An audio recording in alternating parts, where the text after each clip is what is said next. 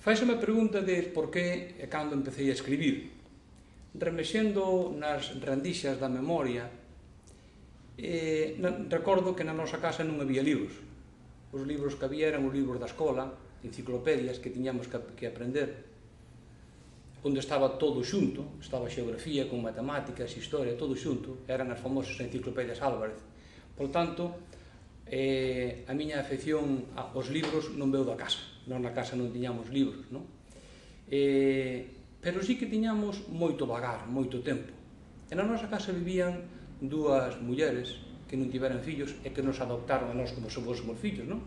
Porque os nosos pais andaban sempre entretidos nos labores do campo e non podían moito facer conta nosa, non?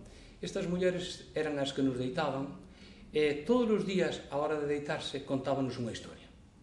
Historias de aparecidos, historias de santos, historias de lobos, mesmo romances que eles escoitaran ou mercaran nas feiras aos cegos.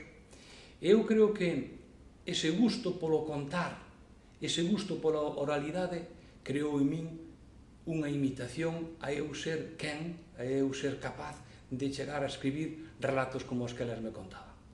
Por tanto, o meu gusto pola literatura veu máis que pola escrita, máis que por textos lidos, máis que por na nosa casa houvese bibliotecas, veu polo gusto da literatura oral, por sentirlle contar a estas mulleres que tiñan moito tempo e que nos repetían moitas veces os contos e que nós non nos cansábamos de escoitalos porque sempre era cada vez, cada día, era contado dunha forma distinta.